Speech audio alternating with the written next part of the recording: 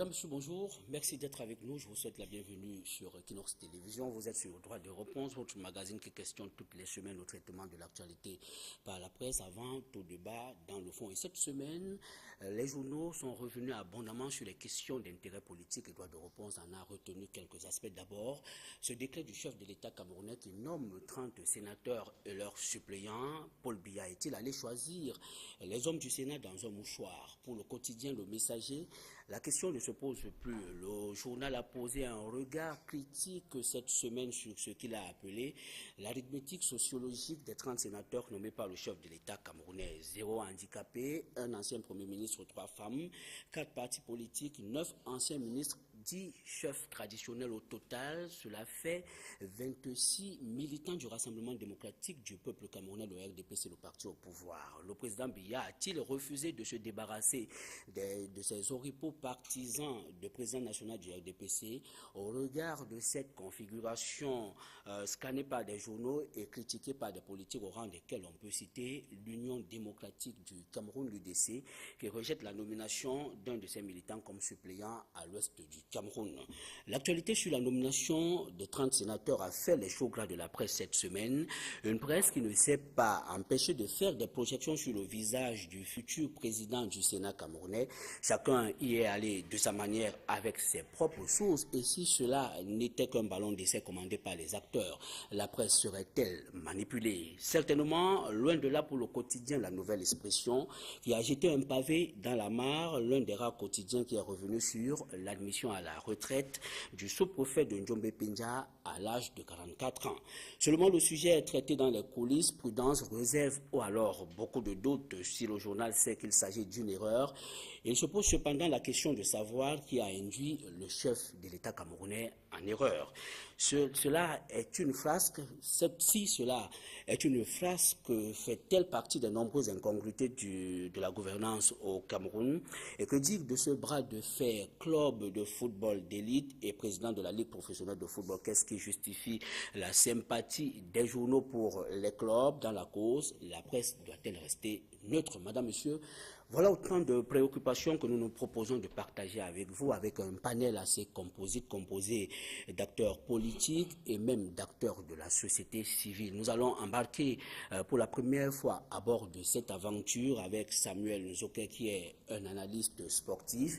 Entre hommes politiques, nous aurons Sam Cyril Mbaka, qui est le vice-président national de l'UDC, l'Union démocratique du Cameroun, qui a rejeté la nomination d'un de ses militants comme suppléant au Sénat camerounais. Et sur place, sur le plateau, nous avons un sénateur suppléant, pas parmi les 30 nommés, mais parmi les 70 qui avaient été élus.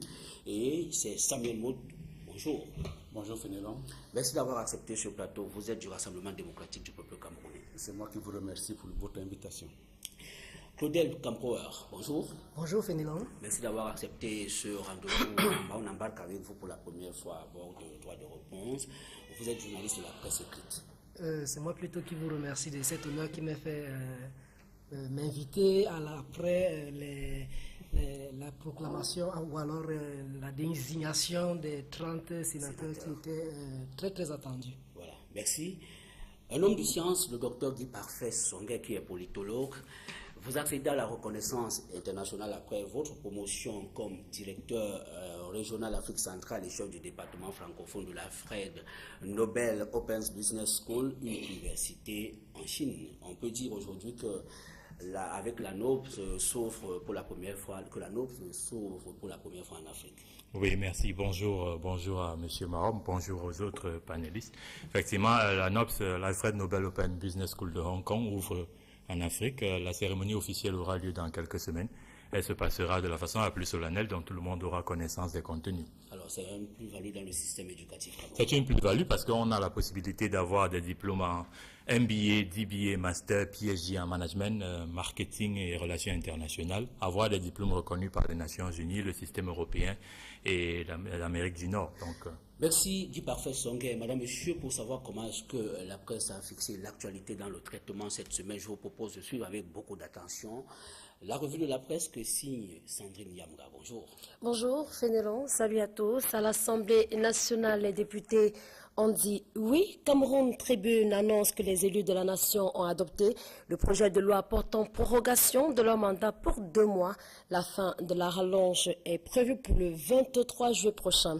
Une bonne ambiance dans la chambre basse alors que Paul Biya était sous pression, lui qui devait résoudre un système d'équations à plusieurs inconnus, celui de nommer les 30 sénateurs comme la nouvelle expression qui a vu une tâche pas facile, surtout que la mise en place du Sénat et de son bureau révèle des enjeux importants pour l'alternance politique.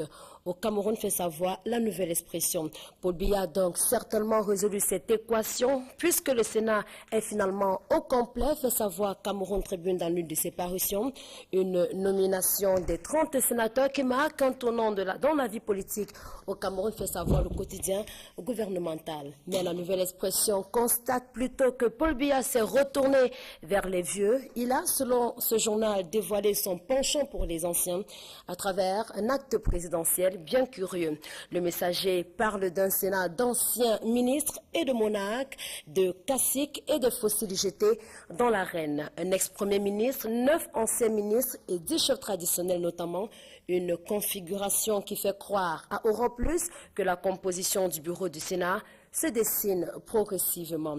Mais il serait 10 favoris à l'assaut du perchoir. Mutation dans sa publication pense que Peter Mafani Moussongue, Simon Achidiachou, Ibrahim Bombonjoya, Geneviève Chouès, René Zengele sont régulièrement cités pour être patron d'un Sénat arc-en-ciel, une chambre haute qui sera peut-être qui est boudée déjà par Adamou Koupitz de l'Union démocratique du Cameroun, l'UDC. Patron ou pas, les vénérables devront siéger au palais des congrès, nous apprend le journal Repère, qui précise que ce sera dans la salle de l'OUA au centre des conférences à Yaoundé. Ces nominations des hommes de l'opposition appellent le Popoli à se demander si Dakole Daïsala, Belobouba Maïgari, Issa Chiroma Bakari et John Fondi sont plutôt des politiques ou des Wolowos tels que l'a signé le journal Popoli cette semaine. Une question qui ne devrait pas être posée à Gilbert Baldena, le désormais ex-sous-préfet de Njombe Pendjam, qui a été envoyé à la retraite à l'âge de 44 ans,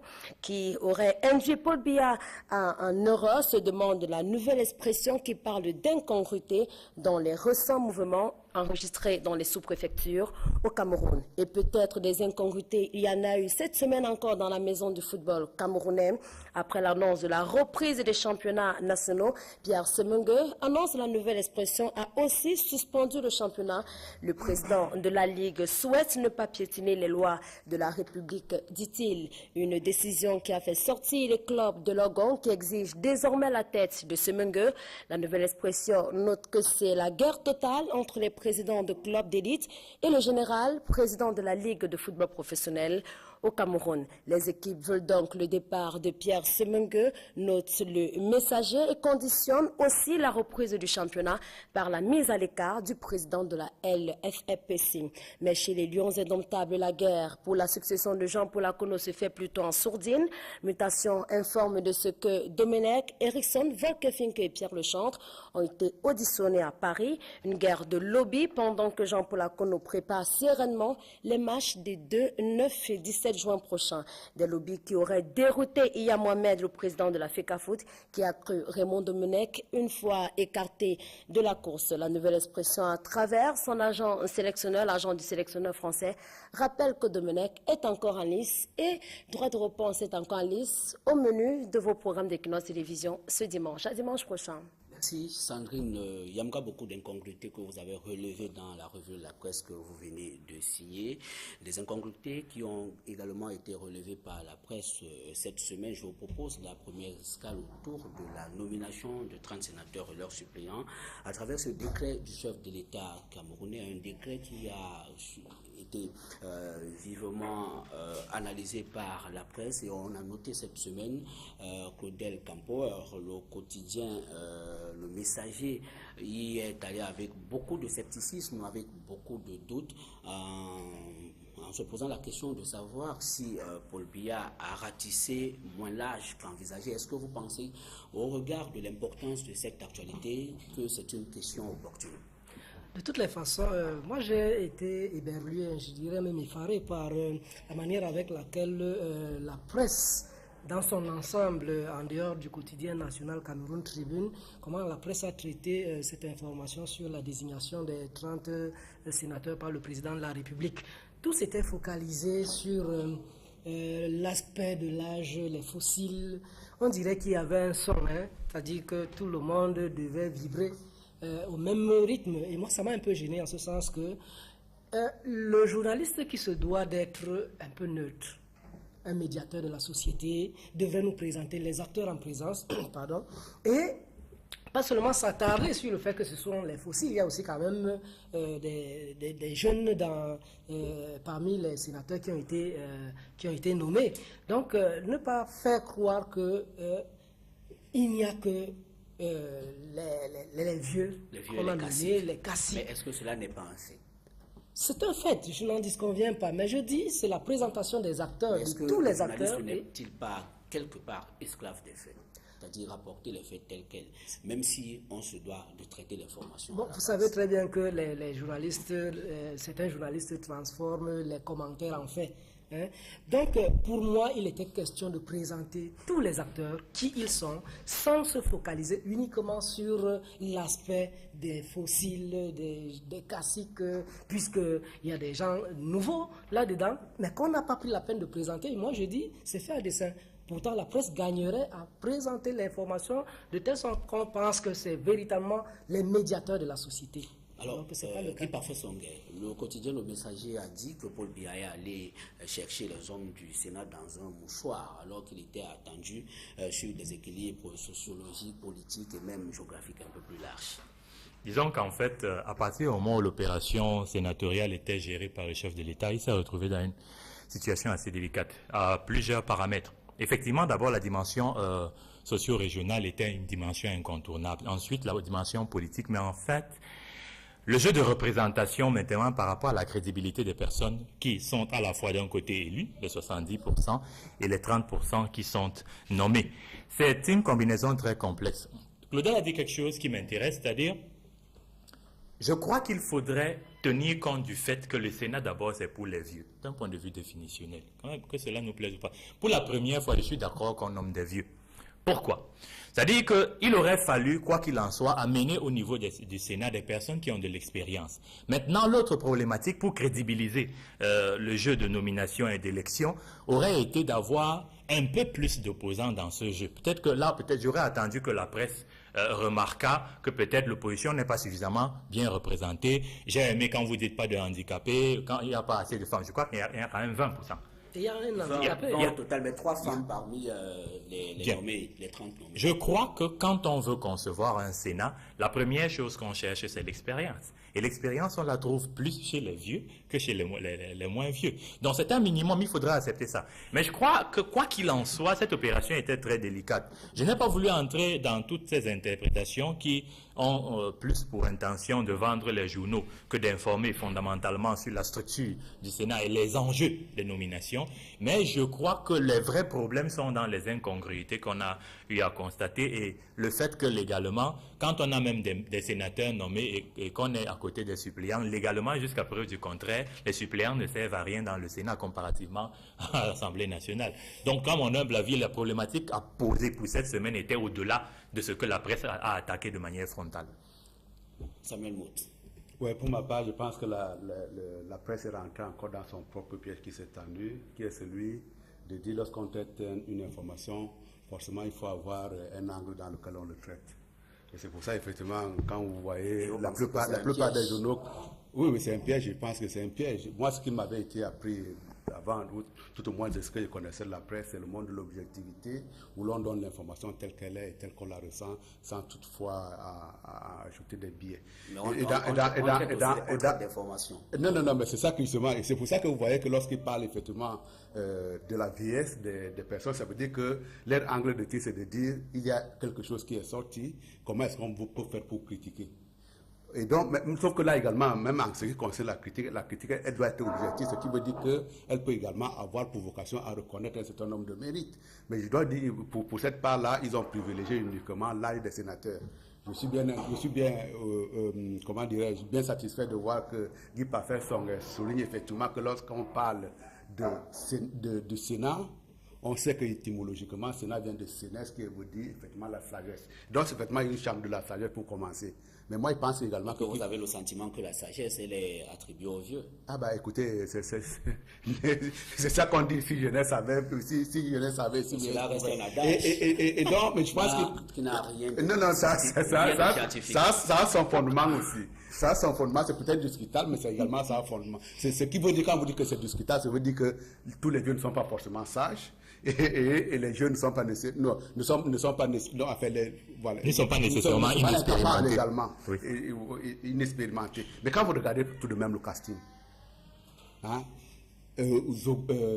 Kodo, ancien directeur général des impôts, hein, c'est quelqu'un qui connaît à peu près à la date d'aujourd'hui comment est-ce que les affaires fonctionnent.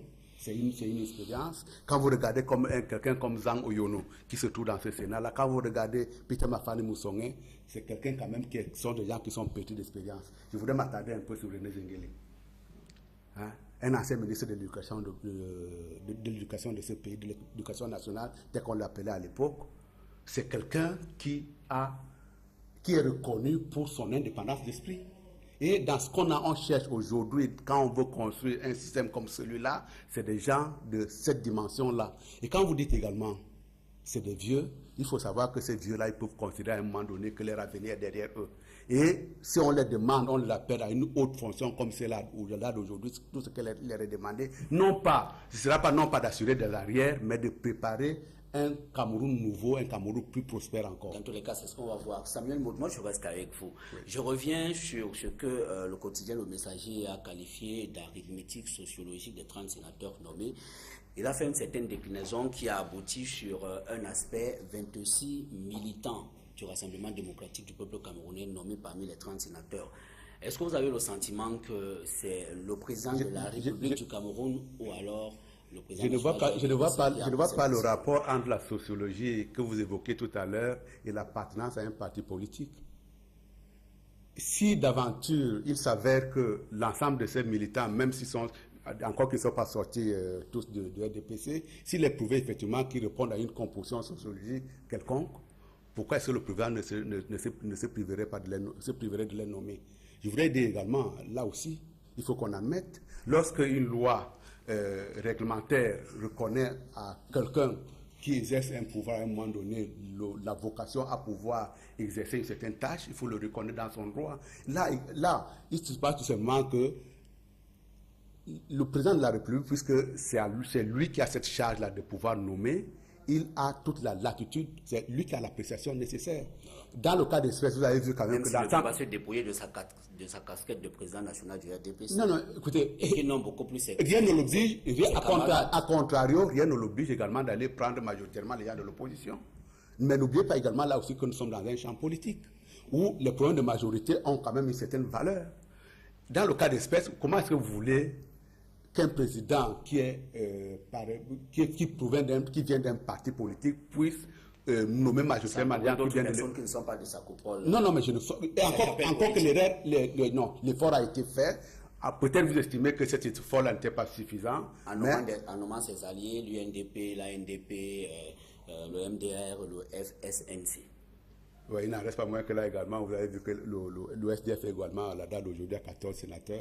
Et vous n'allez pas discuter là. Je parle de ceux qui ont été nommés. Non. On est sur le décret du chef de l'État. Oui, on est sur le décret du chef de l'État, mais qu'est-ce que vous voulez qu'il nomme d'autres? C'est suffisant, pas de... Pour le moment, c'est les partis. On a nommé parmi les partis qui sont plus ou moins visibles, qui ont un parcours parlementaire qui est connu, qui également, sur la scène nationale, ont une certaine importance. Samsingil Bakar, merci de nous retrouver sur ce plateau. Oui, Vous particulièrement, votre parti politique a rejeté la nomination du chef de l'État camerounais. Oui, je dois dire qu'avant d'arriver là, j'ai entendu les panélistes parler tout à l'heure des vieux. Et j'avais un mot à dire dedans. Je voulais tout simplement dire que la sagesse, c'est peut-être les vieux, comme on dit, Mais s'il n'y a pas de jeunes à côté d'eux, ils ne peuvent pas transmettre. Il faut reconnaître cela. Donc, à côté du dosage de vieux, je pense qu'il devait être accompagné de jeunes. Et on ne trouve pas de jeunes là-dedans. Si, je crois que le RDPC est allé chercher chez son allié ANDP quelqu'un qui est jeune, qui a la quarantaine. Donc, au sein même du RDPC, évidemment, les caciques ont tout conservé. Alors, cette transmission-là pose problème parce que si on ne transmet pas, on va partir avec cette sagesse. S'il n'y a pas de jeunes à côté, mais ce qui m'a encore le plus surpris dans la presse, les médias, c'est que pendant que l'organe officiel était en train de lire les noms, ils ont parlé de l'UDC. Et ils ont dit, tiens, ils ont un sénateur suppléant, ce n'est pas mal. Alors moi, je ne sais pas si ce sont ces genres d'analyse que les journalistes officiels devaient faire, puisqu'on taxe ceux de l'opposition d'aller fouiner dans l'âge, et etc. Vous parlez de la presse gouvernementale. La presse gouvernementale qui a officiellement dit, ah, si l'UDC a eu un suppléant, ce n'est déjà pas mal. Voilà, nous ne sommes pas à l'Assemblée, nous n'avons pas de mairie, nous n'avons pas de conseillers, nous ne sommes pas un parti politique, n'est-ce pas, national. Voilà. Donc nous pensons que depuis quand même le 1er janvier, nous subissons un certain nombre de choses, mais nous avons la peau dure, nous sommes dans la République, nous défendons la République, et à cela, personne ne pourra changer quelque chose. Maintenant, si je dois revenir sur cette nomination, je dois dire que ce qui m'a d'abord le plus surpris, c'est que je savais, de par les lois, que les sénateurs élus ont des suppléants. Mais nulle part, je n'ai vu que les sénateurs nommés ont des suppléants. Deuxièmement, je suis surpris. Alors cela veut dire qu'il n'y a aucun texte de loi qui autorise le président de la République à nommer et les sénateurs. Je n'en ai pas vu. J'ai trouvé quelqu'un qui m'a dit, puisque ce n'est pas dit, c'est possible. Voilà ce que j'ai trouvé. Et ça pose un problème de transparence dans la gestion de la chose publique. Donc moi j'ai dit, la deuxième chose, c'est que je suis surpris aussi que un titulaire du RDPC puisse avoir comme suppléant une tête de liste de l'UDC. Voyez-vous, ces incohérences qu'on rencontre nous amènent à ne pas participer à ce genre de jeu. C'est clair que nous avons rejeté cela et nous estimons que quand, dans une loi fondamentale, il est dit que le président de la République nomme 30, nous lui concédons cela. Il le fait comme il le veut. Mais si il a besoin d'autres formations politiques, il les consulte. Il les consulte. C'est le minimum. Et quand il les consulte, on peut comprendre donc qu'une nomination devienne quelque chose de normal. Parce que si vous nommez quelqu'un qui n'appartient pas à votre bord politique sans le consulter, il y a quelque chose qui ne va pas. L'UDC ne s'inscrit donc pas dans cette logique qui n'est pas républicaine. Voilà la raison pour laquelle nous rejetons cette nomination. Alors, vous la rejetez parce que c'est la suppléance. L'auriez-vous fait si jamais vous avez été titularisé? Je vous dis que c'est un problème de démarche. Le président de la République a le droit, de par la Constitution, de nommer 30 sénateurs. S'il a besoin des sénateurs au niveau de l'UDC, la démarche, c'est la concertation. À partir du moment où la démarche n'a pas été faite, ça veut dire que nous, en tant que parti politique, en tant qu'un parti républicain, nous ne pensons pas que nous devons participer à ce genre de nomination. Claudel Campoer, est-ce que la presse n'est pas restée cette semaine un peu superficielle autour de cette question? On n'a pas beaucoup vu ces incongruités être dénoncées dans les journaux et pourtant la presse est restée parfois sur des questions assez périphériques, comme vous l'avez dit un peu plus haut. Justement, la presse a été très superficielle parce que les éléments que donne le président Sambaka sont pertinents et ce sont les éléments que la presse devait relever au grand jour. Savoir si peut-être il y a eu des démarches de coulisses parce que peut-être même en l'absence de la concertation officielle entre le RDPC ou alors le parti au pouvoir et un parti d'opposition, est-ce qu'en l'absence de leurs principaux dirigeants, est-ce qu'il y a eu des manœuvres de coulisses avec les individus? Parce que c'est souvent possible. Et ça, on attendait que la presse nous le dise, ce qui n'a pas été le cas. Parce qu'il est fort probable que peut-être le concerné, je ne sais pas si lui-même est monté au créneau pour dire voilà, je décline cette nomination. Et est-ce qu'il le dit étant sincère ou alors peut-être qu'il s'est rendu compte qu'il a été trompé et il voudrait revenir sur ses propos. Ça, je dis, c'est la presse qui devait nous le révéler pour que l'on sache que, bon, voilà, officiellement, il y a eu telle démarche. Officieusement, il y a eu telle autre démarche. Tel n'a pas été le cas. Moi, je voudrais revenir sur un aspect qui a été évoqué tout à l'heure quant à la représentation sociologique. Moi, je dis, quand j'ai lu la liste, moi particulièrement, je suis du sud, du département de l'Océan. Et j'ai dit, cette fois-ci, on a tenu compte des minorités. Vous voyez un Goumba qui représente une ethnie très minoritaire au Cameroun, qui a été représenté avec un sénateur nommé. Comme pour dire que, ok, bon, peut-être avec les élections... Alors vous allez dire merci au chef de l'État? De toutes les façons, ce n'est pas moi la voix la plus autorisée, mais je dis, les Ngumba se sont sentis honorés avec la nomination de Pierre Ngouangali. Il y a une nouvelle qui a circulé faisant état de ce que Yumo Kopit Adamou, qui était la tête de liste EDC à l'ouest du Cameroun, qui a été nommé suppléant à Ibrahim Bobonjoya, aurait déposé sa démission du parti UDC. Ben oui, c'est dans l'occasion. Je vous remercie d'avoir soulevé cet aspect, n'est-ce pas, pour vous dire que dans le registre de partis républicains, Kopit Adamou donne au siège de l'UDC demain à 10h une conférence de presse pour que rien ne soit caché. Donc les journalistes qui iront à la conférence de presse pourront poser toutes les questions parce que notre démarche, elle est toujours républicaine. Il ne faut pas l'oublier.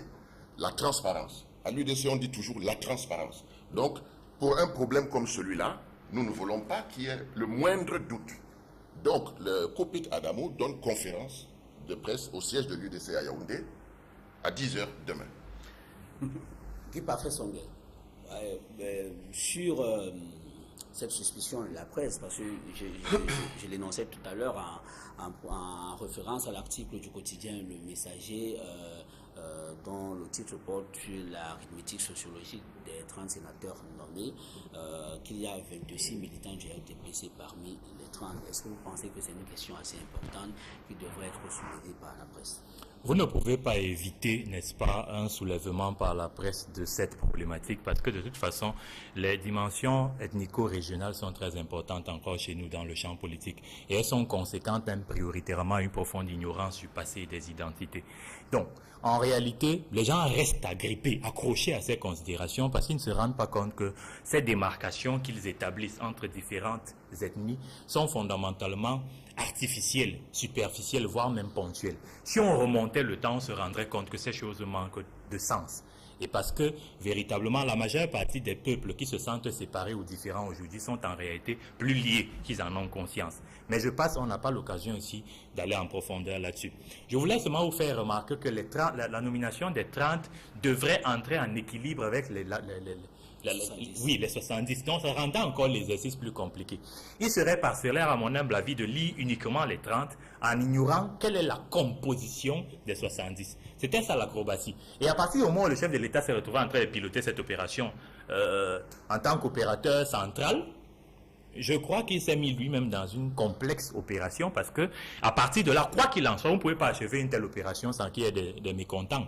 Et le mécontentement, quoi qu'il en soit, on est obligé de le gérer, on le manage ainsi. À mon humble avis, ce sur quoi on devrait se préoccuper aujourd'hui, c'est pas seulement, comme Sam Cyril Baka a soulevé, je vais dire l'équilibre entre les vieux et les jeunes, mais aussi la compétence, n'est-ce pas, des personnes présentes dans ce Sénat. Parce que l'un des plus grands dangers que nous courons avec ce Sénat, c'est qu'il risque fort bien d'être une nouvelle chambre d'applaudissements. Donc fondamentalement, il ne résolvera pas les problèmes de fond qu'il est censé résoudre. Et c'est ça, à mon humble avis, le problème central aujourd'hui. Est-ce que les gens qui sont là ont le profil, ont la compétence, ont les postures mentales qui leur permettent d'assumer pleinement leurs responsabilités pour une institution comme celle-là qu'on a attendue longtemps? Je pense que la presse, quand elle se pose sur des problèmes de composition sociologique, je pense que maintenant, elle est dans son droit de le faire, puisque la loi même parle de cette composition sociologique. Là où je ne suis pas d'accord avec vous, c'est le rapport que vous semblez faire entre la composition sociologique et l'appartenance au RDPC, comme pour dire qu'il y a 2 ou 3 ethnies qui appartenaient au RDPC et qui ont été, par ce biais-là, été nommées. On peut bien être, je veux dire, venir de tous les coins du Cameroun, mais appartenir à un parti et être nommé à ce titre-là parce qu'on est militant de ce parti-là, c'est toutefois qu'on est biaisé, quoi que ce soit en ce qui concerne les compositions sociologiques. Et je suis conforté par rapport par ce que dit Guy Parfait-Songé, qui consiste à dire, lorsque vous analysez les compositions sociologiques, ne les analysez pas uniquement sur la base des 30 qui ont été désignés. Il faut également les mettre en rapport par rapport aux 70, parce que le bienfait de cette disposition, effectivement, c'était de dire, dans le cas de l'élection, on dit effectivement qu'il faut, au moment où vous construisez des listes que vous mettez sur la place publique, que vous mettez à la disposition des électeurs, vous devez tenir premièrement compte de la composition sociologique. Mais, comme nous sommes dans une élection proportionnelle, cette composition sociologique-là peut par la suite être diluée du fait que, si vous avez par exemple 3 partis qui dans une circonscription ont par exemple 30%, ils vont se repartir ces voix-là.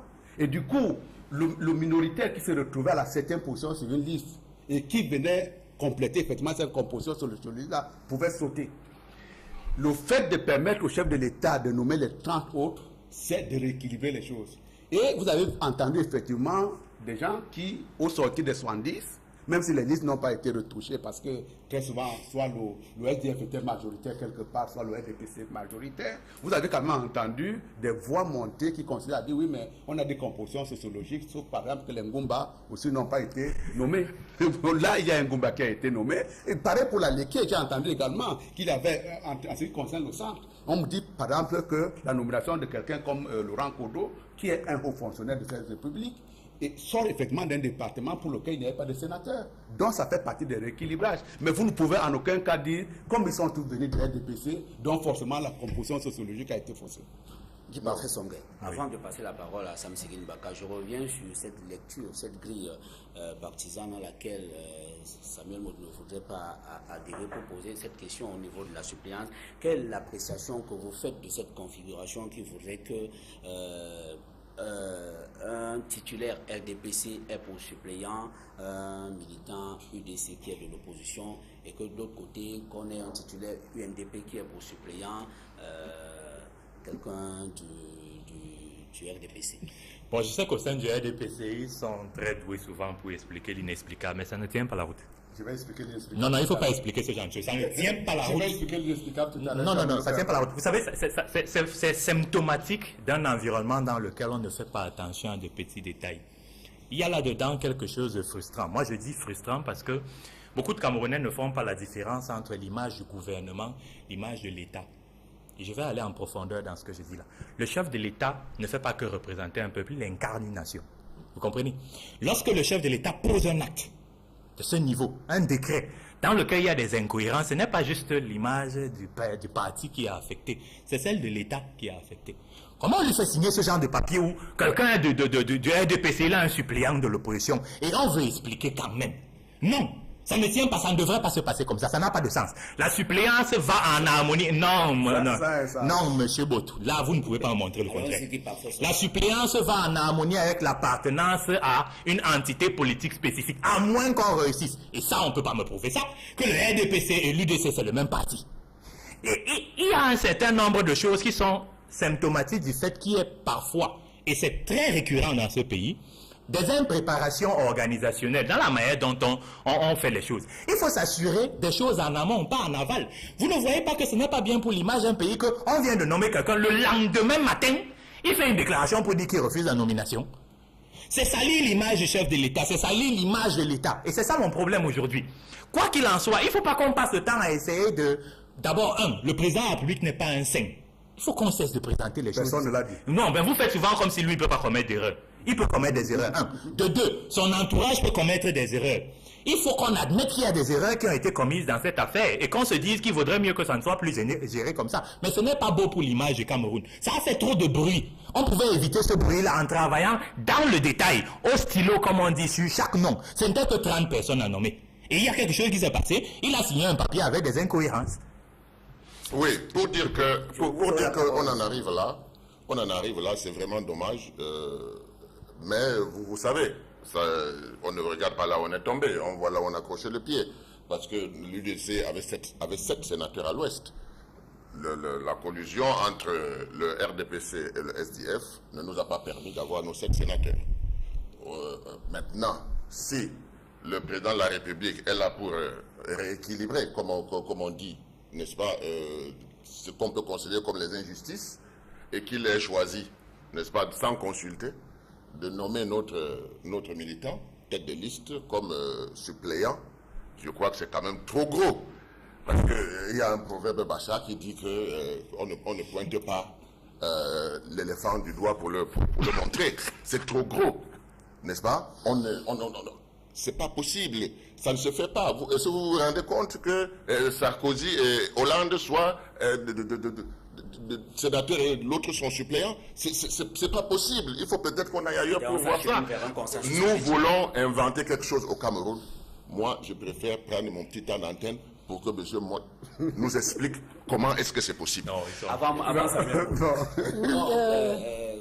oui, Fénelon, j'ai eu ce privilège d'interviewer il y a de cela quelques jours le président Paul Aya, que vous connaissez tous, et vous connaissez son statut à l'Assemblée nationale.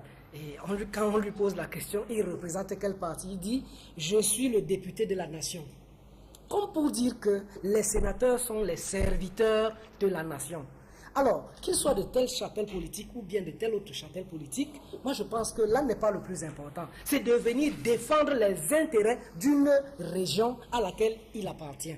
Et je pense que, docteur Guy Parfait, excusez-moi, je pense que qu'on soit peut-être député, sénateur, titulaire RDPC, un suppléant UDC, ça pose aucun problème. Vous êtes trop fort. Je suis de la presse, s'il vous plaît. Donc, je ne m'appartiens à aucune chapelle politique pour vous dire que, bon, voilà, j'explique l'inexplicable du RDPC. C'est tout simplement pour dire que qu'ils se mettent dans la tête qu'ils sont là pour défendre les intérêts d'une région, pour que les intérêts de cette région soient pris en compte lors des grandes décisions de ce pays.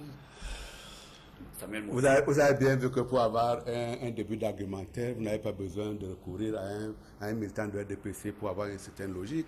Je suis également d'accord. Guy Parfait, me laisser parler. Vous êtes un militant du RDPC, mais vous n'avez aucune effigie là où vous êtes. Oui, bien entendu. Je voulais effectivement dire, pour anticiper votre propos, parce que je l'attendais celle-là, c'était de dire à mon cher ami, lorsque vous sortirez de ce plateau, on va vous coller une étiquette du RDPC, mais bon. Non, la presse doit être médiatique. Guy Parfait Songué dans une certaine logique pour avoir raison. Mais je souhaiterais également qu'il prenne un peu de temps pour m'écouter. Aussi longtemps que l'on envisage que le suppléant est là pour supplier à la personne, éventuellement le remplacer lorsque la personne est indisponible, effectivement, ça pourrait apparaître incohérent. Là, nous sommes d'accord. C'est-à-dire que si on avait estimé qu'une fois le titulaire parti, le suppléant pouvait prendre sa place, à ce moment-là, si on arrive à ce niveau de juxtaposition, ça revient à quoi? Ça veut dire que lorsque le RDPC perd sa place, c'est le militant de l'UDC qui prendrait la sienne. On n'en est pas là, parce que si vous regardez très bien le code électoral, et je souhaiterais également qu'on ne perde pas ça de vue, il y a, en ce qui concerne les suppléants, on dit effectivement, il y a un sénateur nommé avec son suppléant, mais ce qui est écrit dans notre code électoral, et je sais que vous ne perdez pas ça de vue, c'est de dire, lorsque le titulaire décède, on procède par élection partielle. Et vous n'avez dans aucun cas de figure, dans aucune situation, des cas de suppléants de remplacement possibles. Ce qui veut dire quoi? Il faut tout simplement se ramener à ce qu'il vient de dire tout à l'heure, qui consiste à dire, lorsqu'on a ce poste-là, lorsqu'on a cette instance-là, on est là pour travailler pour la nation. Et donc les suppléants, effectivement, ils n'ont pas, dans le cas de ce Sénat-là, ils n'ont pas vocation, à remplacer le titulaire. Et aussi longtemps qu'ils n'ont pas vocation à remplacer le titulaire, on ne peut pas dire qu'une telle incongruité peut amener, par exemple, à un mouvement de majorité. Ça veut dire qu'ils ont une fonction ornementale. Ce qui veut dire, bon, vous pouvez qualifier ça comme vous voulez, mais au moins dans ce qu'on leur demandera de faire, on leur demandera de faire en tant que citoyen camerounais et en tant que sénateur de la nation, indépendamment de l'étiquette éventuelle qu'ils pourraient avoir. Moi, je suis surpris qu'à l'Assemblée nationale, comme au Sénat, Oui. on peut avoir des groupes parlementaires. C'est sur la base de quoi qu'on fait des groupes parlementaires? C'est sur la base des députés de la nation? C'est sur la base des sénats de la nation, des sénateurs de la nation? Pour préparer, Soyons sérieux. Et puis, en fait, nous discutons ici, mais ceux qui nous écoutent, c'est à eux que nous nous adressons. Oui, nous nous bien sûr. adressons à ceux qui nous écoutent. Bien sûr. Je dis donc que c'est une incongruité, c'est impossible qu'on ait des cas de figure comme cela, parce que quand vous allez combiner ces cas de figure, comment vous allez former les groupes parlementaires, etc., c'est trop compliqué. Je vous dis, les gens qui travaillent dans le groupe parlementaire, c'est les titulaires. J'aurais souhaité que vous me dites ici que c'est une erreur, comme vous en avez l'habitude. Je comprendrais. Mais nous, en tant que parti républicain, on ne peut pas laisser passer ce genre de conseils. C'est votre droit aussi. Comme je vous en prie, C'est votre comme droit c'est aussi. je serais glissé toujours à l'ouest du Cameroun parmi les 30 sénateurs nommés Jomo Kamga Victor, comme on l'a lu dans les antennes de la presse gouvernementale, et alors que du vrai nom, il s'agit de Jomo Kamga Honoré. Est-ce qu'on le met dans des incongruités ou alors dans des erreurs? Ce n'est pas grave. Nous sommes tous des êtres humains, on a le droit de commettre des erreurs. Mais je voulais dire quelque chose. On enseigne ça dans toutes les écoles en sciences politiques. Le politique théâtralise le social. Vous comprenez? Même si le député ou le sénateur, on va dire, représente une localité, il faut quand même que l'on comprenne qu'il part d'une base sociale depuis laquelle il a une identité citoyenne qui fonde une identité politique et qui permet qu'il entre dans le jeu de représentation. Ce genre d'acrobatie là qu'on veut nous faire avaler, le genre de pilule là ne passe pas. En fait, ce n'est pas mon problème. Mon problème était plus précis. Celui qui veut que l'on s'arrange à ce que quand le chef de l'État pose un acte, qu'après, il n'y ait pas de contestation. C'était ça, mon problème. Maintenant, bon, on peut démontrer le reste. Mais nous reconnaissons à l'UDC le droit de dire notre militant ne viendra pas. On le reconnaît. Monsieur Motou, vous êtes sûr qu'on ne pouvait pas éviter ça? Vous ne deviez même pas arriver à cela, c'est de ça qu'on parle. C'est ça dont je parle. Même pas On arriver à pouvait cela. éviter ça. On ne l'a pas évité. On pouvait gérer ce problème avant le décret. Être sûr que tout est OK avec les 30 personnes. Ce n'est pas le téléphone qui manque, ce n'est pas rencontrer les gens qui manquent. On pouvait arranger ça avant. Guy Parfait Songe, vous allez lui donner une étiquette à lui qui est journaliste sur ce plateau, mais vous a dit également, la presse ne nous a pas suffisamment renseigné des tractations éventuelles. Ce qui veut dire que quelqu'un peut vous dire aujourd'hui, je suis d'accord, je suis d'accord, et puis Je vous rappelle quand même à plus de 80% qu'on était d'accord jusqu'à présent. Donc, je ne suis pas derrière des PC. Moi, je voudrais qu'on évolue. Est-ce que vous avez le sentiment qu'on s'achemine vers un Sénat représentatif de la multicoloration politique au Cameroun? Parce qu'avec les 30 nommés, on a compris que le président de la République a admis dans le cercle certains de ses alliés d'une façon ou d'une autre, et que le SIF qui jusqu'ici était une alternative au régime, on ne lui colle plus cette étiquette aujourd'hui. Est-ce que vous pensez que ce n'est décidément pas un Sénat monocolore sur le plan politique? Je voulais préciser rapidement ceci. Il faudrait savoir que ce soit perçu comme parfait ou pas. Qui avait d'abord un souci de consensus dans la construction de ce Sénat?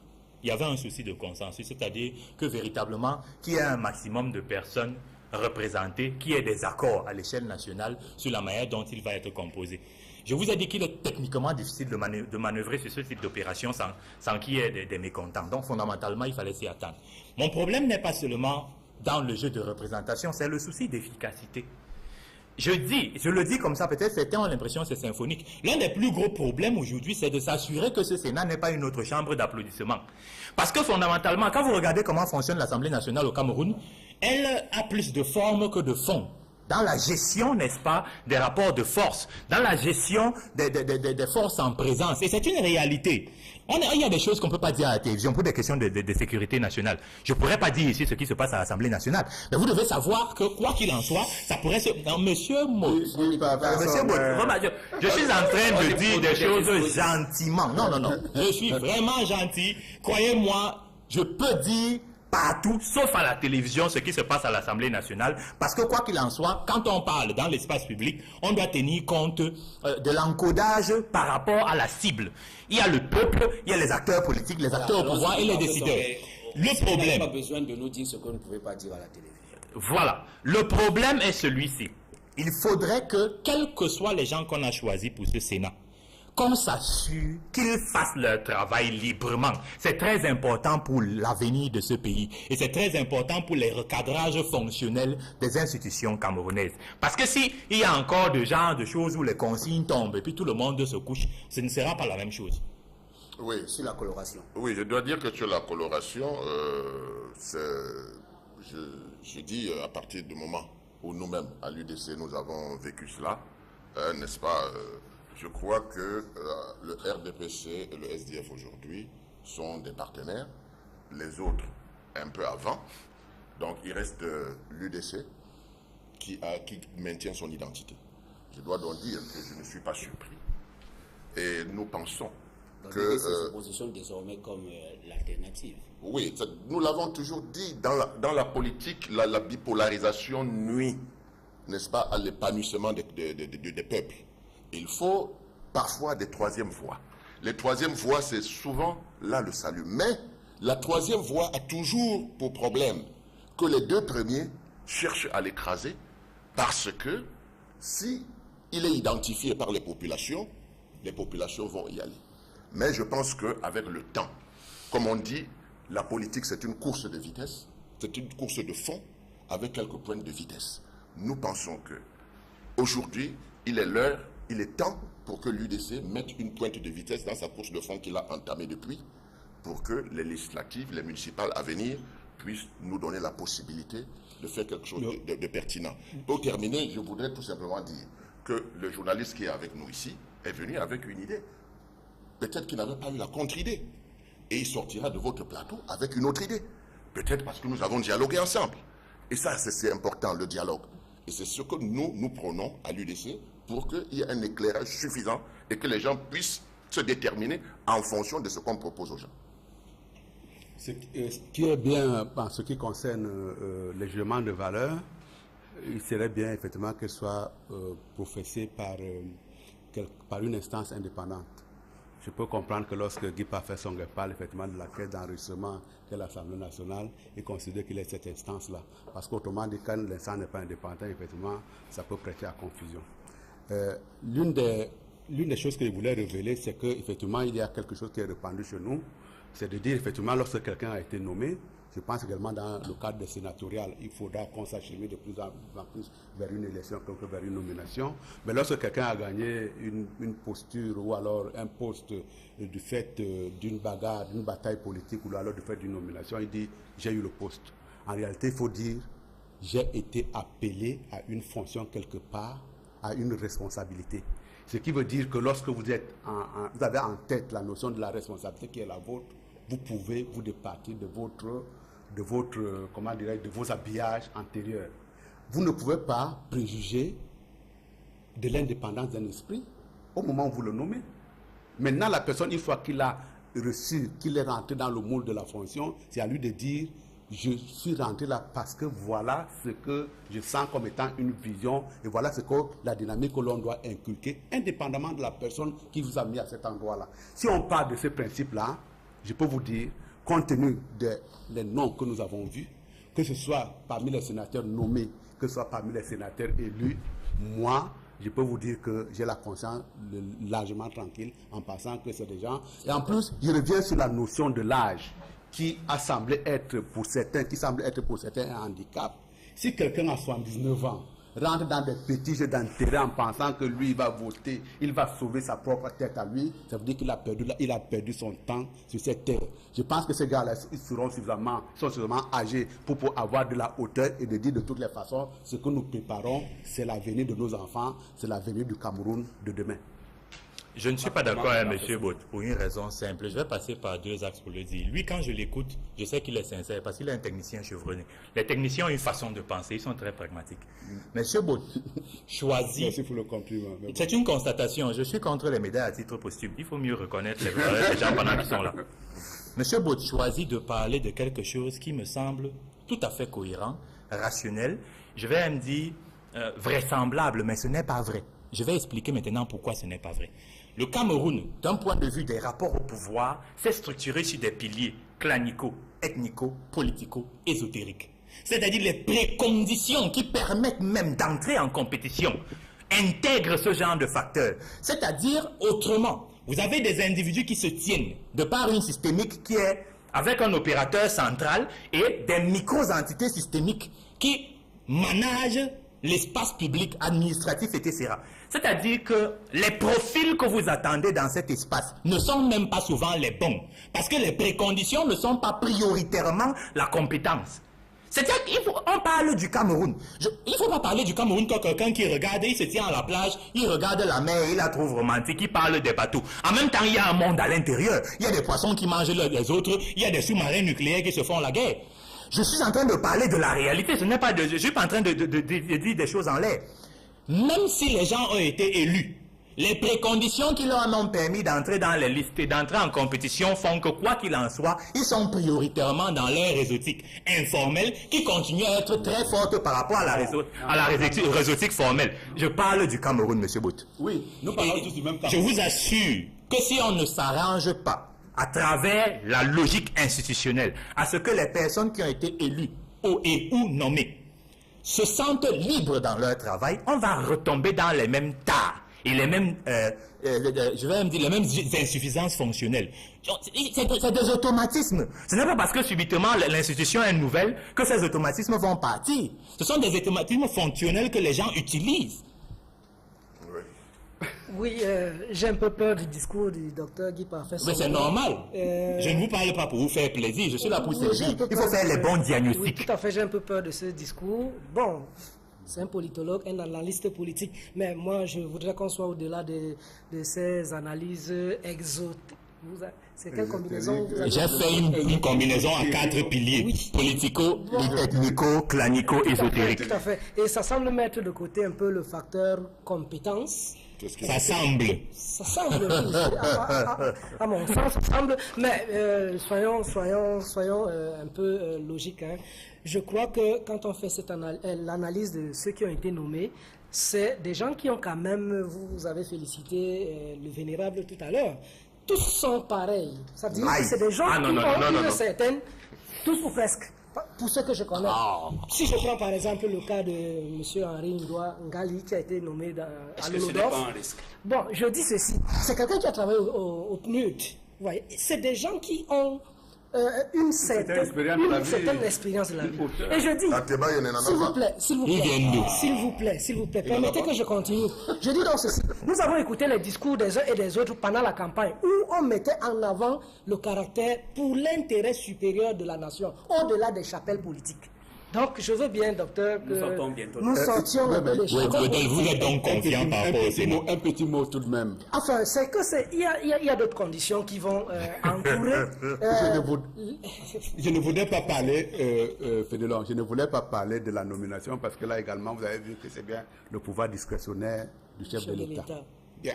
Mais je voudrais vous donner un certain nombre d'indications en ce qui concerne au moins les gens qui ont été élus. Moi qui vous parle, j'ai été également partant pour être sénateur.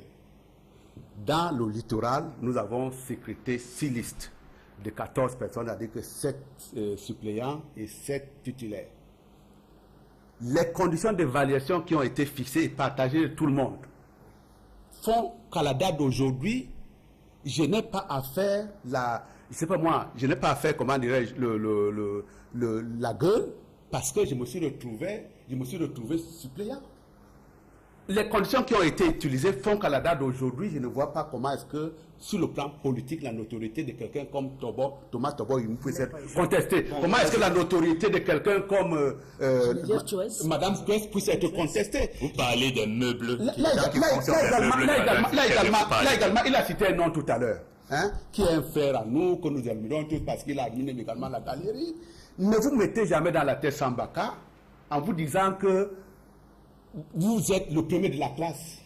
Le premier de la classe, quelque part, ça vous dessert également lorsque vous avez la capacité à l'être. Ce qui veut dire quoi? Quand vous dites que vous êtes compétent et c'est vous qui devez être à cette place-là, détrompez-vous, vous n'aurez pas cette place. Parce que la personne qui la prendra, c'est la personne effectivement qui aura votre intelligence à vous, mais qui aura également la sagesse de pouvoir négocier ce poste-là. Oui, et ça rejoint ce que Guy Parfait Sonré a dit, que ça repose sur la compilation qu'il a faite, la combinaison qu'il a faite. Parce que, à ce moment-là, ce n'est plus les compétences qui jouent. Parce que quand quelqu'un sent qu'il est capable de faire quelque chose et qu'il s'engage, comme Ateba Yenela fait et d'autres, on doit pouvoir se poser la question de savoir pourquoi est-ce qu'il a été battu, pourquoi est-ce qu'il a été évincé, pourquoi est-ce qu'il n'y a pas de jeunes, n'est-ce pas, qui, ma foi, essayent d'amener une autre philosophie au sein du parti gouvernant. Pourquoi ces gens ne se retrouvent pas là-dedans?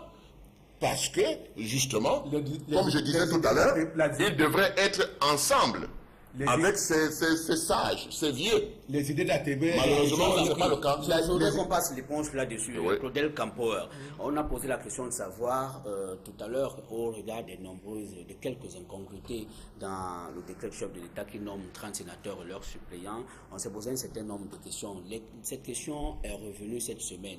Seulement, un seul journal, le quotidien La Nouvelle Expression, cela est posé.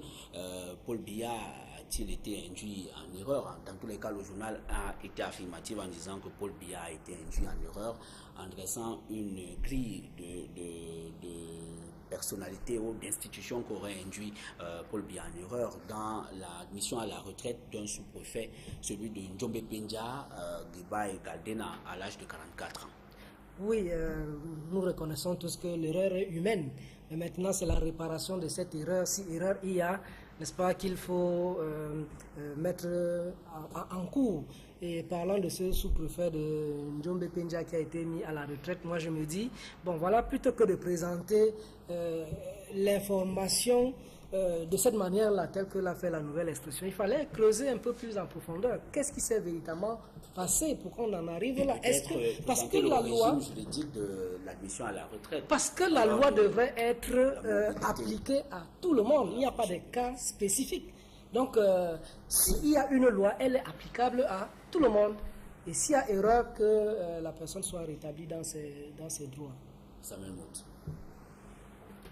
Je crois que le régime de la mise à retraite est bien réglementé. Et il ne me semble pas que l'endroit, la procédure pour pouvoir mettre un fonctionnaire à la retraite, c'est un décret de nomination. Dans le cas d'espèce, tout au moins, je n'ai pas une très bonne maîtrise de ce qui se passe dans l'administration. Mais en ce qui concerne la mise à retraite des salariés du privé, on vous dit qu'on vous avertit 6 mois à l'avance. Donc, ce qui veut dire que c'est une procédure particulière. La question que je me pose, est-ce qu'il y a suffisamment d'investigation dans de cette histoire de ce que moi je pourrais qualifier de coquille? Premièrement, la première source d'investigation, c'était de dire l'information qu'il nous donne, qu'il nous livre, qu'il exploite, c'est l'information qui est donnée par Cameroun Tribune.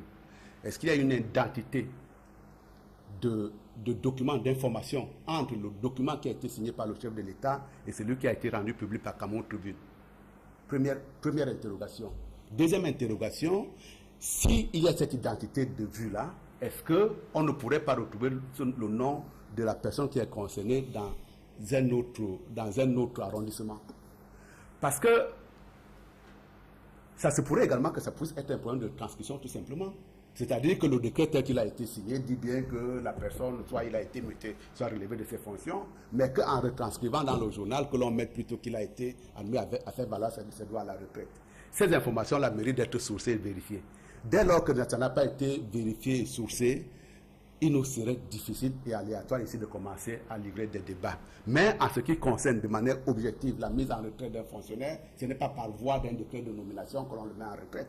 On le met en retraite parce qu'il a atteint l'âge limite Et avant cette âge limite, là, on lui dit bien, on vous notifie 6 mois à la base que vous allez prendre votre retraite dans 6 mois. Oui, vous pouvez me dire, M. Mahop, si c'est le frère de l'autre? Le frère de qui? Il y a un qui baille là. C'est ce que vous avez dit. Bon, vous ne le savez pas. Bon, c'était une parenthèse. Mais je dois dire que non, on ne peut pas continuer comme ça. Nous sommes quand même en 2013. Chaque personne est unique. Dans le monde entier, notamment au Cameroun, chacun est unique. Voyez-vous, quand vous allez par exemple à la mairie de Douala-Prébier, vous vous rendez compte que c'est informatisé. Les actes de naissance informatisés. Vous allez ailleurs, c'est du manuel en plein 2013. Donc moi, je pense que si les fonctionnaires, au-delà de leur nom, ils ont des matricules, il y a tout ça qui est dans l'organisation de la société. Il y a l'informatique. On parle de coquilles, copier-coller, des paresseux. Vous croyez que quelque chose qui concerne la nation doit être basé sur la base de copier-coller? Je dis non. Vous pensez qu'à Cameroun Tribune, il n'y a pas la relecture? Vous pensez qu'un quotidien ne peut pas rectifier l'erreur qui a été commise hier? Je dis non, c'est un grand dysfonctionnement. Pourquoi? Parce que nous utilisons des méthodes archaïques pour gouverner. Oh, il y a des méthodes modernes aujourd'hui. Ça m'étonne qu'avec autant de gens qualifiés qu'on trouve dans notre gouvernement, au RDPC, qu'il y ait toujours ce manque de volonté d'avancer. Parce que le vrai problème, il est là. C'est le manque de volonté, c'est pas qu'ils ne savent pas ce qu'il faut faire. Tout le monde sait ce qu'il faut faire. Mais alors nous, on pêche sur le basique, sur le ABC. C'est ça qui pose problème dans ce pays. C'est ça qui fait signer des papiers qui n'en valaient pas la peine au chef de l'État.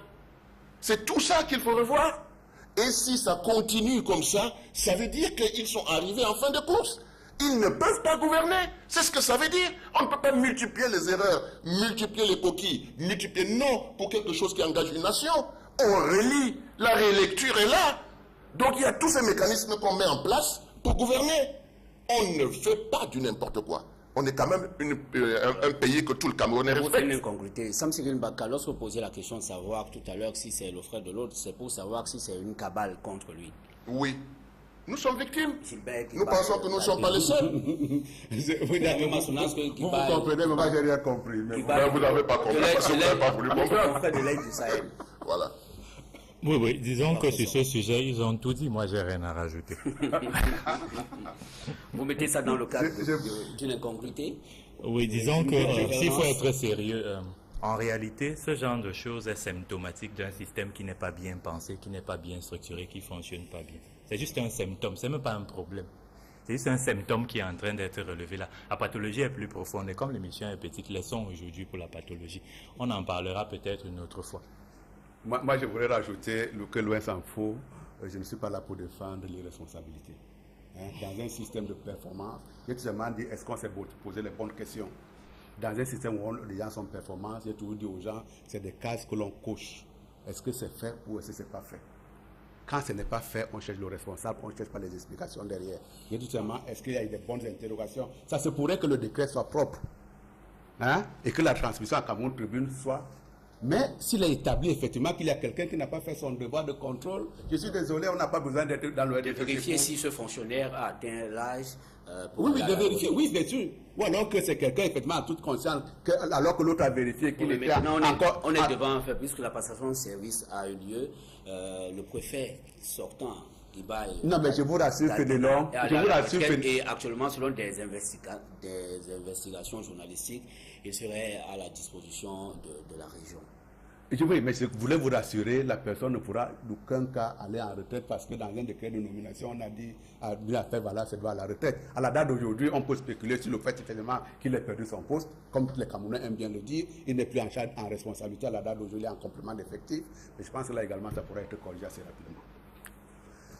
De toutes les façons, comme je l'ai toujours relevé, il faudrait que la presse fasse son travail d'éclairage plutôt que de faire une sorte de lyrisme c'est-à-dire l'exaltation des sentiments personnels, parce qu'il faut dire au public ce que le public voudrait entendre, alors qu'il faudrait traiter, aller à la source. On parle de la critique des sources, aller à la source, puiser l'information et la transmettre au public, la bonne information.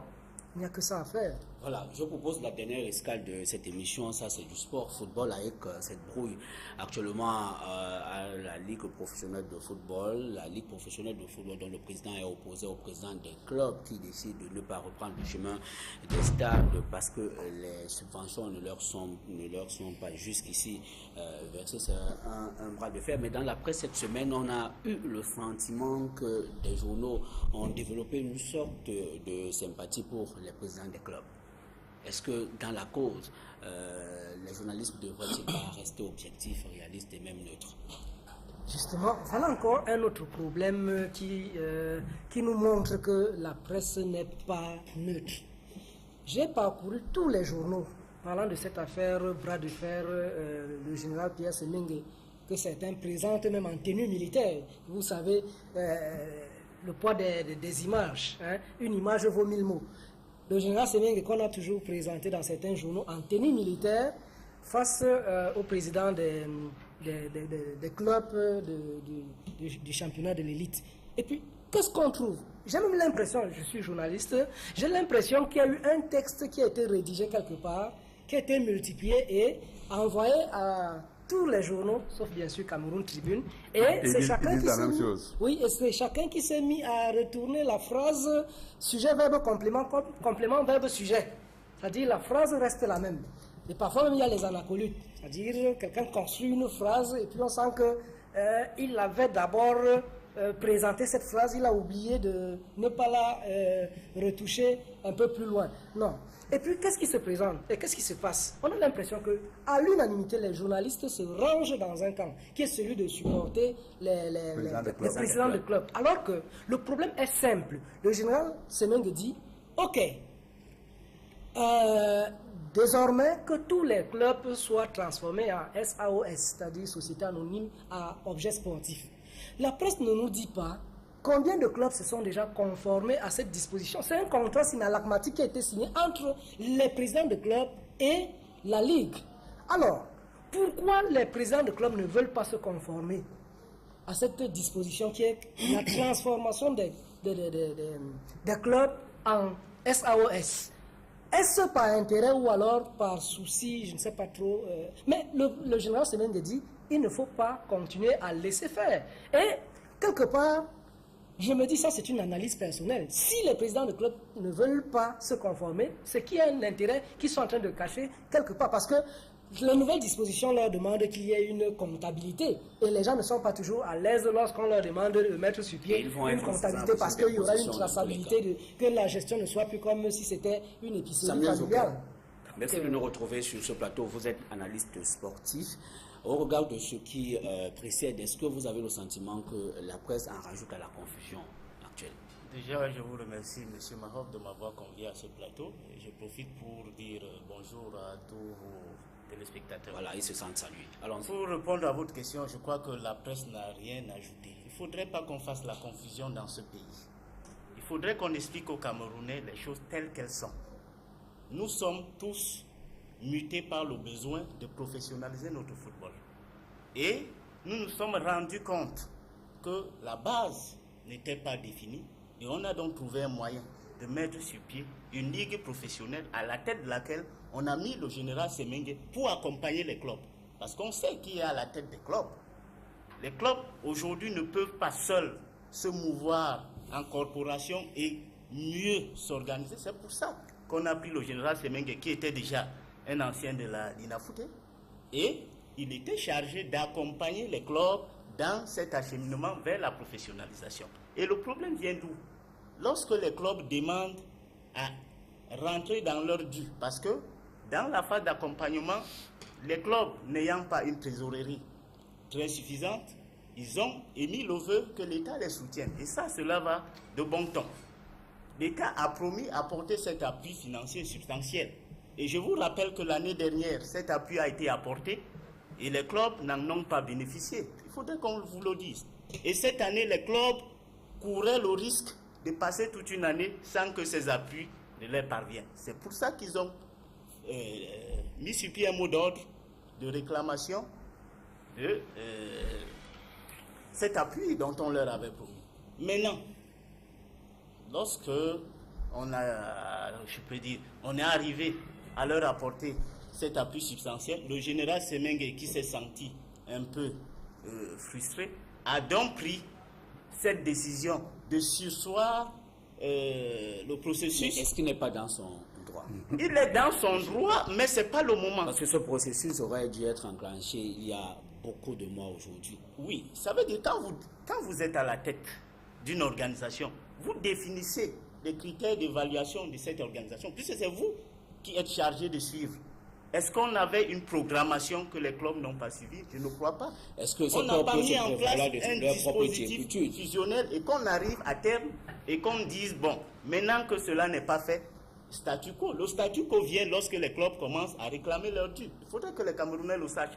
Et aujourd'hui, on ne peut pas de manière unilatérale suspendre un championnat sur la base du fait que les clubs n'ont pas muté. Qu'on essaye de donner un moratoire aux clubs. Et c'est ce que les clubs demandent jusqu'à aujourd'hui.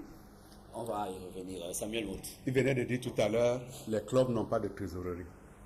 Je voudrais qu'on commence à raisonner à partir de ça. Les clubs n'ont pas de trésorerie. La précarité dans laquelle les clubs de football sont à la date d'aujourd'hui, une double précarité d'ailleurs, c'est-à-dire qu'une précarité des dirigeants, une précarité également du personnel qui fait vivre le club, je veux dire aussi bien les administrateurs que les joueurs. Dans cette double précarité-là, vous ne pouvez pas avoir de trésorerie. L'idée de dire qu'il faut que ce soit des sociétés anonymes à objet sportif est une idée noble. Parce que votre trésorerie à la date d'aujourd'hui, vous la construisez à partir de quoi? Sur la base uniquement et souvent du mécénat. Le mécénat ne peut pas faire vivre pendant une longue durée un club. À la date d'aujourd'hui, si vous passez en société anonyme, ça veut dire que vous allez avoir des détenteurs de capitaux qui vont décider du développement du club sur la base de l'effort financier qu'ils auront fait. Aujourd'hui, vous avez un premier, le tout premier imposteur qui arrive, qu'on appelle chez nous les fémans. Il vous rafle le club et il commence à s'amuser avec parce qu'en ce qui le concerne, il n'y a que le rat qui compte. Ça ne va pas marcher comme ça. Un club, partout ailleurs, lorsque vous regardez dans le monde entier, c'est des activités commerciales essentiellement. Ce qui veut dire quoi? Lorsque vous avez un actionnaire majoritaire, c'est l'actionnaire majoritaire qui décide de ce que le club sera demain. Il ne faudra pas que vous mettez en situation de fragilité permanente les gens qui dirigent, parce qu'un simple mouvement populaire à la date d'aujourd'hui balaie la direction. Le Caïman Football Club a déjà changé de dirigeant combien de fois? C'est cette insécurité-là que l'on veut mettre, à cette insécurité-là qu'on veut mettre fin. Et ce qu'il voudrait également dire, en ce qui concerne les problèmes de contrôle, vous êtes organisé en société anonyme, vous n'allez plus faire ce que vous faites en ce moment en disant, de toutes les façons, c'est mon argent que j'ai mis là-dedans, je peux le reprendre à volonté. Dans une société anonyme, vous avez un seul moyen de rétribution qui vaille, ce soit les salaires lorsque vous êtes salarié, soit des dividendes, aussi longtemps que vous avez une capacité à dégager des bénéfices. Donc il faut qu'on sorte de cette précarité-là. Je ne comprends pas effectivement que les journaux, mais cela également c'est tout l'éternel problème au Cameroun. On a choisi son camp, on prend position par rapport à ce choix-là, et on refuse d'analyser les faits. Je pense qu'ils étaient dans leur droit, de revendiquer la subvention. Mais je pense que la subvention ne peut pas nourrir des clubs professionnels. Mais oui, c'est vrai que moi, je voudrais apporter... je vous en prie, qu'il faut rompre avec cette précarité. Oui. Il faut rompre avec cette précarité.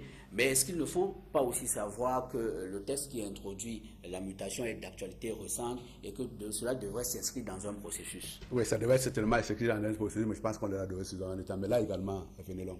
Pour changer un club de statut, ça ne demande pas un apprentissage particulier. Et très souvent, vous avez toujours l'excuse du temps.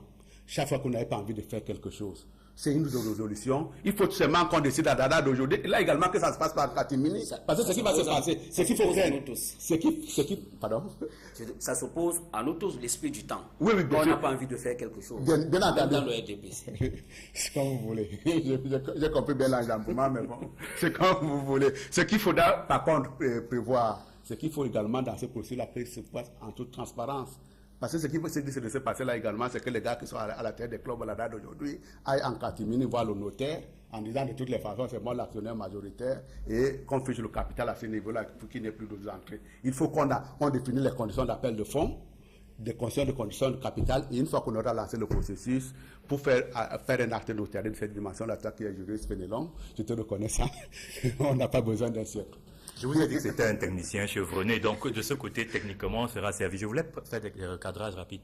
La presse ne peut pas nécessairement être neutre, il faut faire attention. La presse a pour mission, premièrement, la formation. Deuxièmement, la construction de l'opinion publique. Troisièmement, le choix des acteurs du débat public.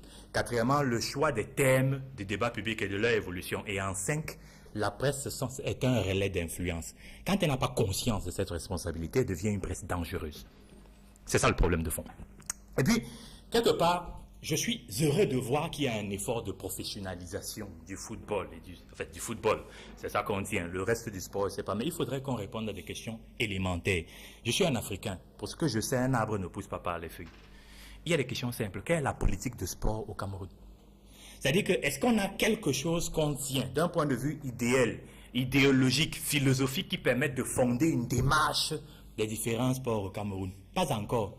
On est encore dans les spéculations. C'est parce que d'un point de vue définitionnel, le champ ne sera pas clair, que ça va dans tous les sens et qu'il n'y a pas un consensus même sur la démarche à employer.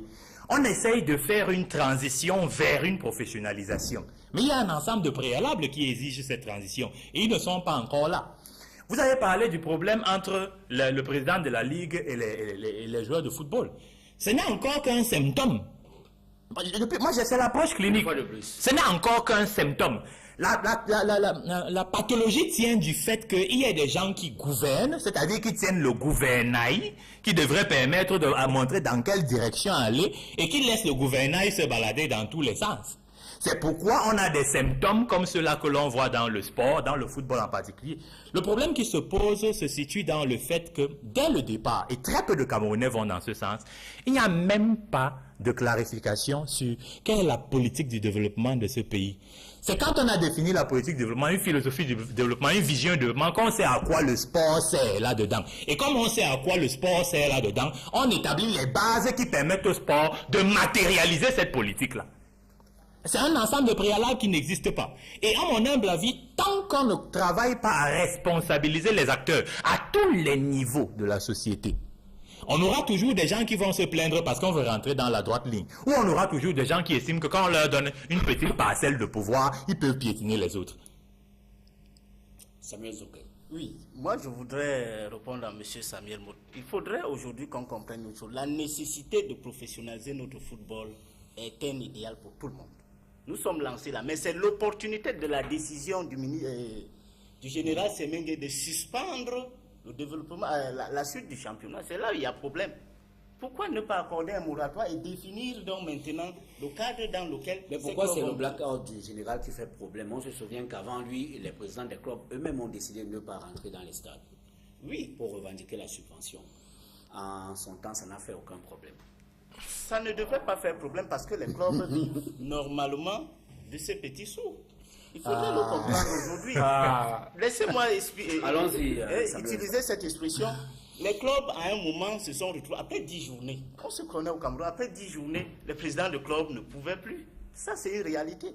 Qu'est-ce que les stades peuvent rapporter? Les clubs même ne sont pas structurés, d'où la nécessité de structurer. Mais c'est le général qui doit les accompagner dans cette démarche. La feuille de route du général, c'est quoi? C'est assister ces clubs, appuyer ces clubs, les accompagner à devenir professionnels. Mais ce n'est pas lui maintenant qui doit dire « vous n'êtes plus professionnel ». Alors j'arrête frapper du poing sur la table pour dire « arrimez-vous à tel test ou à tel autre ». Pas en arrêtant le processus, en accompagnant le processus. Mais puisque le temps de carence est resté long jusqu'ici, la rentrée effective était fixée depuis le 1er janvier de l'année dernière. On est pratiquement au milieu de l'année 2013. Beaucoup ne se sont pas encore arrimés à cette donne. Oui, mais qu'est-ce qu'on a fait pour les amener à s'arrimer? On suspend le championnat. Non, moi, je vais vous surprendre un peu, M. Marop. Est-ce que vous savez, quand on parle de SAOS aujourd'hui au Cameroun, Société Anonyme à Objets Sportifs, ça n'existe nulle part. Prenez le code OADA, je l'ai reparcouru, ça n'existe nulle part. Il ne faudrait pas qu'on continue. Non, je vous dis bien. Non, il ne faut pas dire ça. Si vous laissez-le. Non, mais il ne faut pas dire ça. Ça n'existe nulle part. Il ne faudrait pas arrimer les clubs dans un dispositif qui n'est pas reconnu. Non, je peux dire quelque chose quand même. C'est un point technique qu'il est en train de soulever. Mais je vous ai dit que c'est un technicien. Quand vous dites les SA objets sportifs n'existent nulle part, effectivement, si vous cherchez SA objets, vous n'allez trouver ça nulle part. Mais on vous dit, dans le droit comptable WADA, vous avez des SA, vous avez des SARL. Maintenant, l'objet là-dedans, c'est vous qui définissez. Et l'objet n'est pas réglementé. La seule réglementation à l'objet, c'est de dire il ne faut pas qu'il soit trop élastique, de telle manière à ce que vous puissiez embrasser tout. Mais dans le cas d'espèce, vous allez créer une société qui s'appelle Union Sportive SA, avec pour objet football. Voilà. Mais vous n'allez pas trouver objet football dans WADA. Oui, mais vous savez aussi une chose. C'est là aussi le génie du Camerounais. Quand c'est dans cette filature-là, quand ce n'est pas bien défini, le Camerounais en profite pour nous faire... Non, c'est clairement défini. Aujourd'hui, donc, si vous dites que c'est clairement défini, il faudrait donc qu'on arrime les clubs à cette disposition-là. Mais cela n'est pas fait. Les clubs aujourd'hui, j'ai l'impression qu'ils ne sont même pas accompagnés. Est-ce que vous le savez? Je suis disposé à vous accompagner. Merci Fénelon. Merci Fénelon. Je voudrais qu'on ramène le débat à son juste niveau.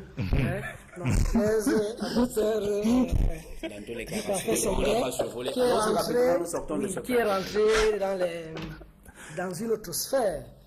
C'est mon job. J'avais envie de l'accompagner en complétant avec les théories de Serge Takoutine sur le viol des consciences. Ok, non, le problème est très simple. Le général Semengue voudrait être catégorique là-dessus. Contrairement à ce qu'a dit... Mutation a dit qu'il est rattrapé par... Voilà, contrairement à ce qu'a dit... les clubs ont déjà demandé le moratoire 3 fois. Et le président dit ça ne doit pas continuer comme ça éternellement. Vous avez déjà bénéficié d'une partie de la subvention. Et notre contrat, comme je l'ai dit, il y a un contrat sur la normatique qui unit la Ligue et les présidents de club. Conformez-vous. Pourquoi les clubs ne veulent pas se conformer et trouvent que la petite bête, c'est-à-dire l'homme à peindre en noir, c'est aujourd'hui le général Semengue qu'on présente comme étant un militaire qui veut mettre tout le monde au pas. Ce qui est même normal parce qu'à un moment on dit trop c'est trop. Vous n'allez pas continuer à bénéficier de la subvention de l'État sans vouloir qu'il y ait une traçabilité dans la gestion des fonds, tenir une comptabilité. Et que le football soit véritablement professionnel, ça veut dire transformer vos clubs en société anonyme à objet sportif. De nos jours, combien de clubs se sont déjà conformés à cette disposition-là? Et est-ce qu'il faut toujours continuer dans ce flou qui profite à certaines personnes, vous savez, où il y a intérêt? La logique disparaît, parce que là maintenant c'est une affaire d'intérêt personnel que les gens veulent absolument défendre et se servent de la presse pour vouloir noircir en disant voilà la petite bête, il faut les garder. Voilà, non, c'est très simple, que les clubs se conforment et tout ira pour le mieux. Samuel Joker, est-ce que vous pensez que l'impasse est vraiment perceptible sur la reprise du championnat?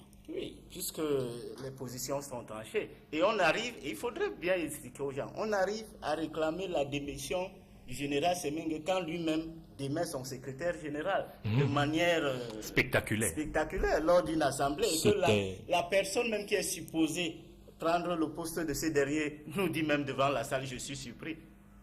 Bon, vous voyez la méthode. Moi, je suis d'accord avec le général Semengue. Il faudrait qu'on se comprenne. Le football camerounais doit être professionnalisé aujourd'hui.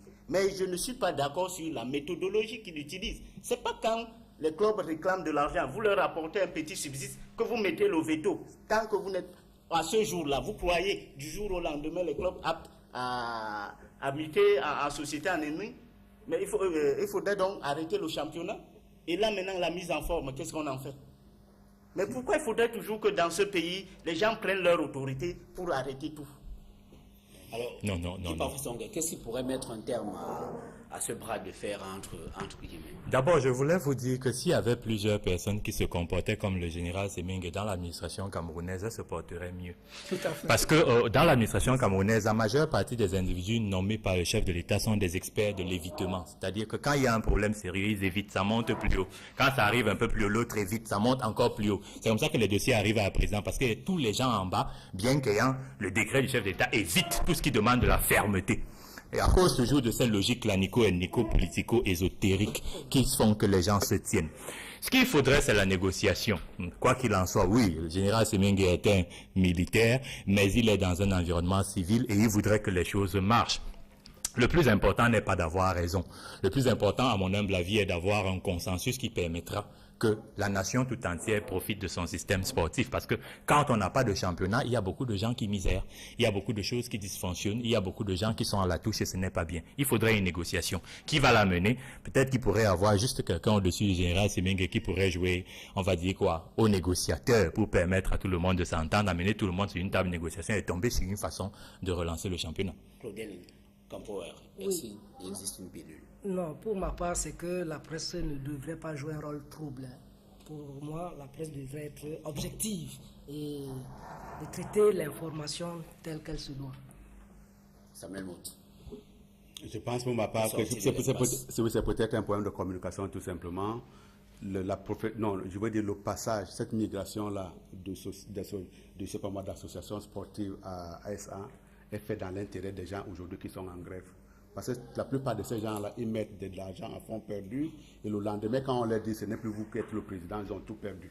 Alors qu'à la date d'aujourd'hui, s'ils mettaient de l'argent, ils auraient au moins un titre sur le club.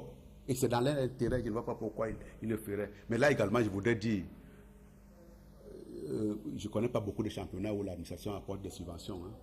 Parce que dans cette histoire-là, qui est celle du développement du sport professionnel, il va être demandé aux gens non seulement d'acheter des joueurs, non seulement d'acheter des joueurs, mais également de construire des stades, d'avoir des structures qui puissent être vives. Oui. Il n'y a que l'activité commerciale que le club pourra sécréter, vente de maillots, notion d'image télévisuelle et également le marketing sportif, également les coupes auxquelles on va participer, qui fera en sorte que les clubs pourraient avoir des problèmes. Donc c'est vraiment dans leur intérêt. Voilà. Peut-être qu'il y a un problème de communication, je souhaiterais effectivement qu'ils se rapprochent pour communiquer nettement mieux. Mais ce qui est fait dans ce qu'on appelle la professionnalisation, également la transformation des statuts de ces associations, je crois que c'est fait dans l'intérêt des gens aujourd'hui qui font grève. Voilà, c'est une nouvelle. Le championnat d'élite reprend donc le 18 mai prochain. C'est une résolution qui a été prise hier à l'issue d'une rencontre tripartite. Mais les clubs ont néanmoins 18 jours pour devenir des sociétés commerciales à objet sportif. C'est une bonne nouvelle. Une bonne nouvelle. Vous en êtes satisfait? Oui, je crois qu'aujourd'hui, on peut s'estimer satisfait. Ce n'est que ça qu'il fallait, mais il ne fallait pas un statu quo. Voilà. Et on peut dire qu'on est sorti de la crise. Merci à vous, Samuel Zoquet. Claudel Campo, merci d'avoir accepté ce rendez-vous. Samuel Maud, Guy Parfait Songa, merci également. Madame, Monsieur, merci de nous avoir suivis. Nous sommes arrivés au terme de cette autre livraison de droit de réponse sur Equinox Télévision cette semaine. Restez connectés sur les programmes de la chaîne. Je vous retrouve dimanche prochain lorsqu'il sera 12h. Au revoir.